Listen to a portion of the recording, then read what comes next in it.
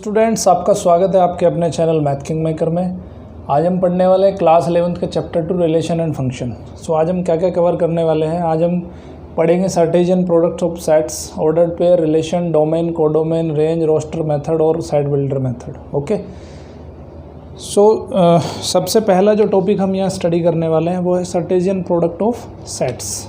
ठीक है, सर्टेजियन product of sets. Sets हम पढ़ चुके हैं चैप्टर 1 में। ठीक है, सो दो सेट दिए हुए हैं हमारे पास, उन सेट्स की हमें सर्टेजियन प्रोडक्ट करनी है। तो प्रोडक्ट कैसे करते हैं, देखो जैसे फॉर एग्जांपल एक सेट हमने दे दिया 1 2 3, छोटा सा ही सेट एक ले लेते हैं 1 2 3, और एक सेट बी ले लिया हमने ए बी का। ठीक है, इसमें दो एलिमेंट हैं। तो अब अगर हमें ए क्रॉस बी करना हो, ठीक है, एक ए मल्टीप्लाई बाई बी, दोनों सेट्स की हमें सर्टेजियन प्रोडक्ट बनानी है। तो कैसे लिखते हैं, पहले वन के साथ ए को लिखेंगे। सो 1 कोमा ए, कोमा लगा के लिखेंगे। ठीक है, कैसे लिखेंगे, कोमास के थ्रू। 1 को पहले ए के साथ लिखेंगे, फिर 1 को लिखेंगे बी के साथ, फिर 2 को ए के साथ लिखेंगे, फिर 2 को बी के साथ लिखेंगे, फिर 3 को ए के साथ लिखेंगे, फिर 3 को बी के साथ लिखेंगे। ठीक है, सो इसको कहते हैं हम सर्टेजियन प्रोडक्ट ऑफ टू सेट्स। किसी भी दो सेट का सर्टेजियन प्रोडक्ट निकालना हो तो ऐसे निकालेंगे। अब देखो एक थोड़ा यहाँ पे ध्यान रखने वाली बात है, इसमें कितने एलिमेंट्स हैं, 3 एलिमेंट्स। ओके, इसमें कितने एलिमेंट हैं, 2 एलिमेंट्स। और आपका जो क्रॉस प्रोडक्ट आया उसमें कितने एलिमेंट आए, मल्टीप्लाई अगर किया आपने, सो मल्टीप्लाई किया तो कितने एलिमेंट आए यहाँ पे, 6 एलिमेंट्स। ठीक है, सो किसी भी सेट में नंबर ऑफ मल्टीप्लिकेशन अगर करेंगे, सर्टेजियन प्रोडक्ट अगर करेंगे, सो उसमें जो नंबर ऑफ एलिमेंट होंगे वो दोनों के नंबर ऑफ एलिमेंट का मल्टीप्लाई करेंगे तो आपको नंबर ऑफ एलिमेंट मिल जाएंगे। ठीक है, सो बहुत सिंपल है, ये होता है आपका सर्टेजियन product of set.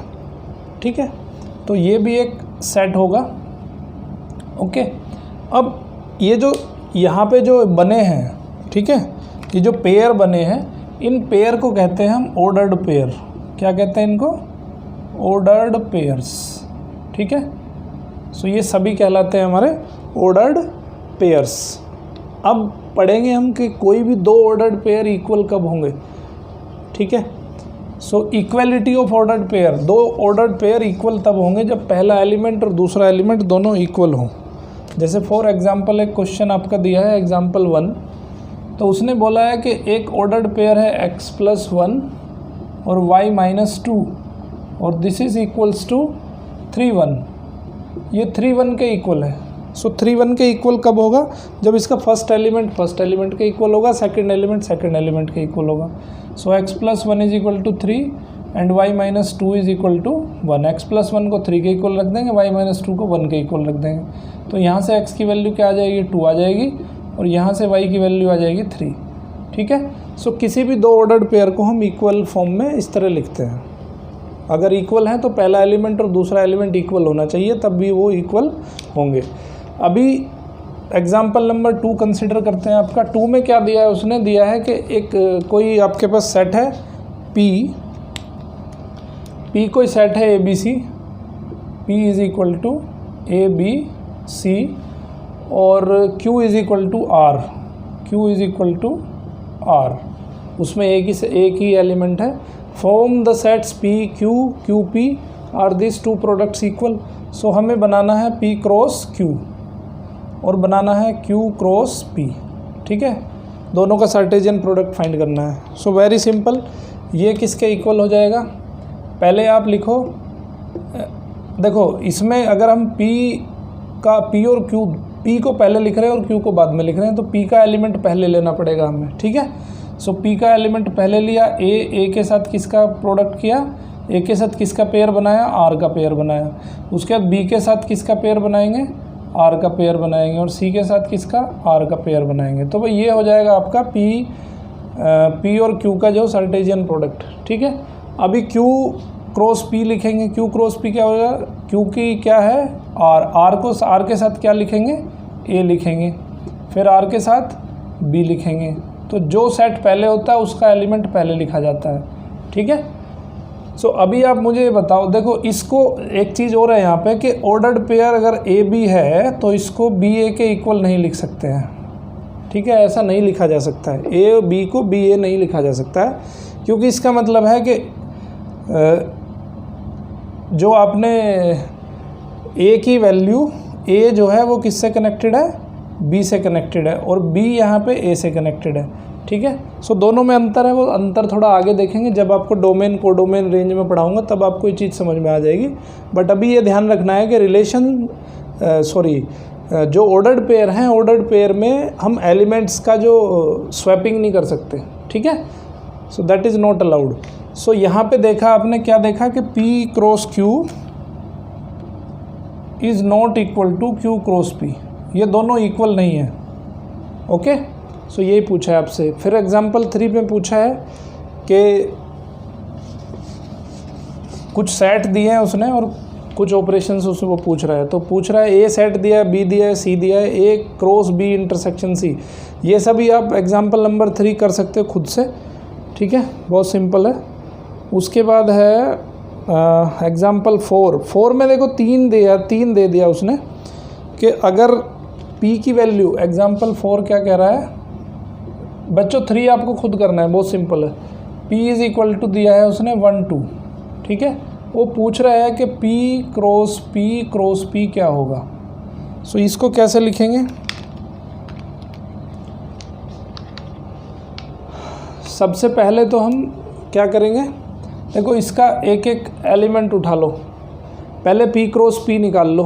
P cross P क्या होगा, पहले इन दोनों को फाइंड कर लो या इन दोनों को फाइंड कर लो। तो ये हो जाएगा आपका, P की जगह लिखेंगे 1 2 क्रॉस, यहाँ पे 1 2 क्रॉस 1 2, ठीक है। तो अभी पहले इनकी प्रोडक्ट कर लो।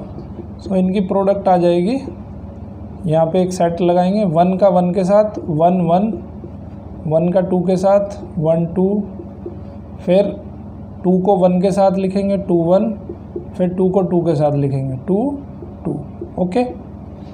अभी फिर क्या करेंगे, 1 को फिर 1 के साथ 1 1 के साथ लिखेंगे, सो हो जाएगा 1 1 1, है ना। 1 को फिर 1 2 के साथ लिखेंगे तो हो जाएगा 1 1 2, फिर 1 को लिखेंगे 2 1 के साथ, सो हो जाएगा 1 2 1, ओके, इस तरह से। सो फिर 1 को लिखेंगे 2 2 के साथ तो ये हो जाएगा 1 2 2, फिर अब 2 को लिखेंगे 1 1 के साथ तो ये हो जाएगा 2 1 1, फिर इसी तरह 2 1 2 2 2 1 एंड 2 2 2, ठीक है बच्चों। तो ये नंबर ऑफ एलिमेंट देखने होंगे आपको, कितने आ गए, 8 आएंगे, ठीक है, क्योंकि इसमें 2 हैं, इसमें 2 हैं और इसमें 2 हैं, तो नंबर ऑफ एलिमेंट हो जाएंगे टोटल 8 हमारे, 1 2 3 4 5 6 7 8। तो इस तरह से हम 3 सेट्स का भी कार्टेशियन प्रोडक्ट फाइंड कर सकते हैं, ठीक है। सो 5th एग्जाम्पल वो कह रहा है, if R is the set of all real number what do the Cartesian product R cross R and R cross R represents, okay.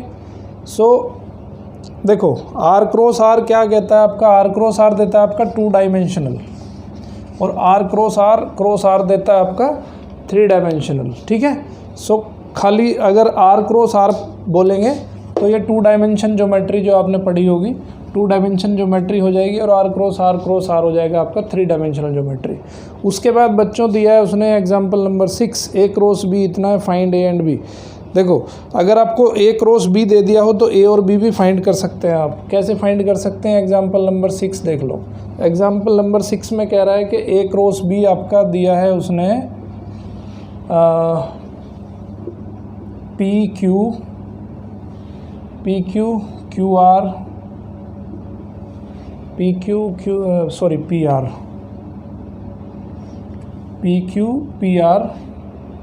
और MQ और दिया है MR, ठीक है।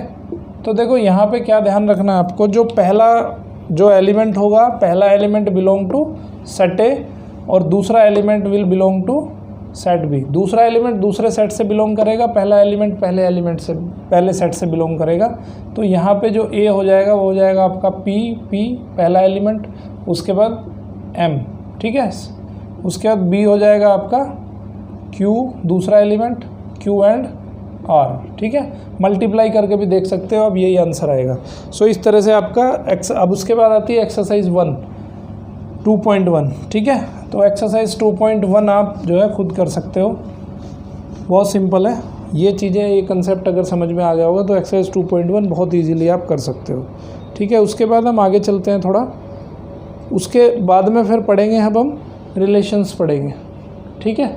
रिलेशन में पहले हमें जानना पड़ेगा डोमेन क्या है, कोडोमेन क्या है, रेंज क्या है। देखो अगर हमारे पास दो सेट हैं, ये सेट ए है और यहाँ पे है हमारे पास सेट बी, ठीक है। दो सेट है हमारे पास और ये मान लेते हैं इसमें कुछ एलिमेंट है 1 2 3 4 5 और इसमें एलिमेंट है 1 A B C D E F, ठीक है।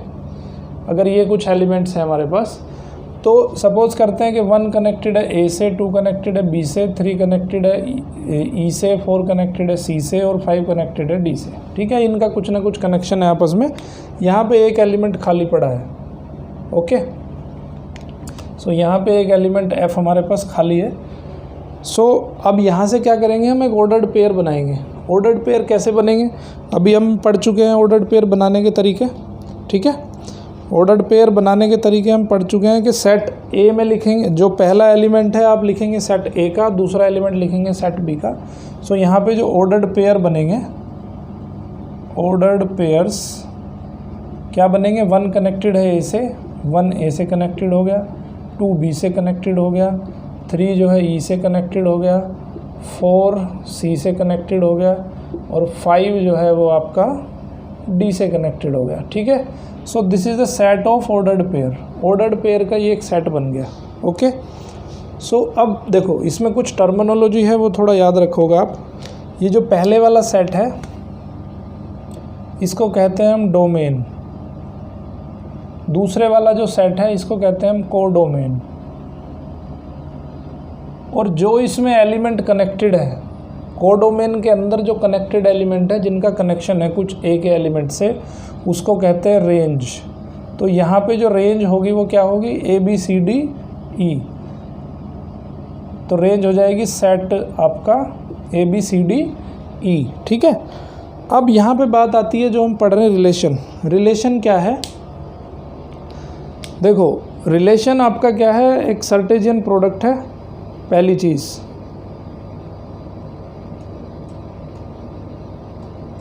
तो जो आप सर्टेजियन प्रोडक्ट करते हो तो relation is nothing but it is a subset of these ordered pairs. जो यहाँ पे आपके कुछ ऑर्डर्ड पेयर बनते हैं, इन ऑर्डर्ड पेयर का कोई एक सबसेट आप ले लो, ठीक है। सबसेट का मतलब क्या है कि आपने जो है खाली 3 ही एलिमेंट ले लिए, 3 ही ऑर्डर्ड पेयर ले लिए। सो ये इसका एक सबसेट बनेगा, है ना। टोटल ऑर्डर्ड पेयर कितने बनेंगे, यहाँ पे 5 बनेंगे, बट सबसेट यहाँ पे कितने बन सकते हैं, 2 टू द पावर 5। पढ़ चुके हो आप सेट थ्योरी में कि किसी सेट के कितने सबसेट हो सकते हैं, जितने उसमें नंबर ऑफ एलिमेंट हो उसका 2 टू द पावर उतना उसके सबसेट बन सकते हैं, ठीक है। सो यहाँ पे अगर मैं फॉर एग्जांपल एक सबसेट ले लेता हूँ, कौन सा, 1A 2B एंड 3E, मान लेते हैं ये एक सबसेट मैंने ले लिया। So this subset is called as relation, ठीक है। ये एक पर्टिकुलर इसको बोलेंगे हम रिलेशन, और ये एक पर्टिकुलर फॉर्मूले से डिफाइन होगा, ठीक है। सो अभी कुछ एग्जांपल्स के थ्रू हम इसको डिस्कस करेंगे तो आपको समझ आ जाएगा। ओके, अभी रिलेशन को लिखते कैसे हैं, एक एग्जांपल ले लेते हैं आपका, एग्जांपल नंबर 8। एग्जांपल नंबर 8 से आपको अच्छे समझ आ जाएगा कि आखिर रिलेशन क्या है। तो relation is nothing but it is a subset of ordered pairs. Ordered pair का एक सबसेट है। सो एग्जांपल नंबर 8 लेंगे, इसमें इसने दिया है क्या कि एक पी सेट है और एक सेट है यहाँ पे क्यू। पी डोमेन है, डोमेन क्या है 9 4 1 और यहाँ है 5 3 2 5 3 2 1 -2 -3 और -5, ठीक है। सो यहाँ पे 9 कनेक्टेड है आपका 3 और -3 से, 9 कनेक्टेड है 3 से भी और -3 से भी, और 4 कनेक्टेड है आपका 2 से और -2 से, 2 से भी कनेक्टेड है और -2 से भी कनेक्टेड है, और 1 कनेक्टेड है आपका 1 से। ठीक है, सो ये कह रहा है कि between the sets P and Q right the relation. Okay, अभी देखो जैसे हमने आपके सेट थ्योरी में पढ़ा था कि सेट को 2 फॉर्म में लिख सकते हैं, एक सेट बिल्डर फॉर्म में लिख सकते हैं और एक रोस्टर फॉर्म में लिख सकते हैं। ठीक है, सो 2 तरीके से यहाँ भी हम इसको सेट बिल्डर फॉर्म में लिख सकते हैं। ओके बच्चों, सबसे पहले मुझे बताओ कि डोमेन क्या है यहाँ पे। अभी मैंने बताया था आपको कि डोमेन क्या होती है, जो सेट ए होता है उसको डोमेन कहते हैं। सो डोमेन है आपका 9 4 1। कोडोमेन क्या है, जो सेट बी है उसको कहते हैं कोडोमेन। कोडोमेन है आपकी 5 3 2 1 -2 -3 और -5, ये हो जाएगी कोडोमेन। और रेंज क्या हो जाएगी, रेंज हो जाएगी जो कनेक्टेड एलिमेंट है 3 2 1 -2 -3, तो 3 2 1 -2 -3 ये एलिमेंट्स इसके कनेक्टेड हैं, तो इसको कहेंगे हम रेंज कहेंगे। अब इसको हम 2 तरीके से लिख सकते हैं, एक तो स्टेटमेंट फॉर्म में लिख सकते हैं और एक इसको ग्राफिकली लिख सकते हैं। ठीक है, सो जो स्टेटमेंट फॉर्म होती है उसको बोलते हैं सेट बिल्डर फॉर्म, जो आपने उसमें भी पढ़ा था सेट थ्योरी में कि सेट को लिखने के 2 तरीके होते हैं। तो सेट बिल्डर फॉर्म में क्या से लिखना है इसको हमें, देखो रिलेशन को लिखने का तरीका क्या है वो आप समझ लो। जैसे सेट को लिखते हैं उसी तरह से रिलेशन को लिखते हैं, बट यहाँ पे क्या है, ऑर्डर्ड पेयर लिखने पड़ते हैं आपको। ठीक है, तो यहाँ पे एक एलिमेंट लिखेंगे x और एक एलिमेंट लिखेंगे y, सच दैट वहाँ पे लिखते थे सेट में आपके एक एलिमेंट लिख दिया आपने सच दैट x इज उसका रिलेशन आप बता देते थे। ठीक है, सो यहाँ पे लिखोगे आप r is equal to X Y. x किसका एलिमेंट है, x है p का एलिमेंट, और y किसका एलिमेंट है, y है q का एलिमेंट। देखो दोनों के बीच में कुछ ना कुछ रिलेशन होना चाहिए, कुछ ना कुछ इनके बीच में कुछ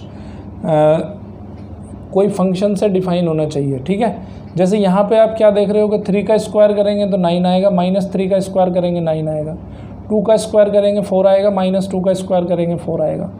सो 9, तो यहाँ पे हम कह सकते हैं कि भाई जो ये एलिमेंट है इधर वाला q का जो एलिमेंट लिया हमने, मतलब y या x जो एलिमेंट लिया है, x is the square of y, ऐसा हम लिख सकते हैं। ठीक है, ऑलवेज ये बात सही है। सो हम लिख सकते हैं इसको X Y such that x is the square of y। ठीक है, और x किस में बिलोंग करता है, where x belongs to p, x जो है p का एलिमेंट है, and y belongs to q, ये भी आपको लिखना पड़ेगा। सो ये इस फॉर्म को बोलते हैं हम सेट बिल्डर फॉर्म, जैसे सेट थ्योरी में लिखते थे, बहुत सिंपल है। अब दूसरा क्या है, दूसरा है रोस्टर फॉर्म या टेबुलर मेथड। सो रोस्टर फॉर्म में कैसे लिखेंगे, रोस्टर फॉर्म में इसको ग्राफिकली लिखेंगे कि भाई 9 किसके साथ कनेक्टेड है, उसको ऑर्डर्ड पेयर लिख देंगे सारे के सारे। सो 9 कनेक्टेड है 3 से भी और 9 कनेक्टेड है -3 से भी। ठीक है, 4 कनेक्टेड है 2 से और 4 कनेक्टेड है -2 से। 1 किससे कनेक्टेड है, 1 इज़ कनेक्टेड विद 1। ठीक है, सो इस तरह से क्या होगा, जो हो जाएगा, इसको बोलेंगे हम set builder form. Okay, so this is called as roster form. ये वाली रोस्टर फॉर्म हो जाएगी, ये वाली सेट बिल्डर फॉर्म हो जाएगी। धीरे धीरे अभी आगे बढ़ेंगे तो और आपको पिक्चर और भी क्लियर हो जाएगी। अभी देखो एक चीज़ यहाँ पे समझ में आ रहा होगा आपको कि अगर हम ये मैंने पहले ही बता दिया आपको कि अगर ए सेट है आपके पास और बी सेट है, दोनों का आप कार्टेशियन प्रोडक्ट कर रहे हो, तो कितने नंबर ऑफ ऑर्डर्ड पेयर बना सकते हैं या कितने नंबर ऑफ, अब बात आती है नंबर ऑफ रिलेशंस की कि भाई ये P है और ये Q है, यहाँ पे कुछ आपके ऑर्डर्ड पेयर बन गए। ओके, सो आप इसमें कितने नंबर ऑफ रिलेशन बना सकते हो, नंबर ऑफ रिलेशन। अगर कोई 2 सेट हैं आपके पास, एक सेट में एलिमेंट है आपके P, दूसरे सेट में एलिमेंट है आपके Q, so number of ordered pair बना सकते हो आप उसमें 2 to the power PQ। Okay, एक सेट A है NA मान लेते हैं P है और NB मान लेते हैं Q है, तो NA क्रॉस B कितना होगा, अभी पीछे पढ़ चुके हैं हम, PQ होगा।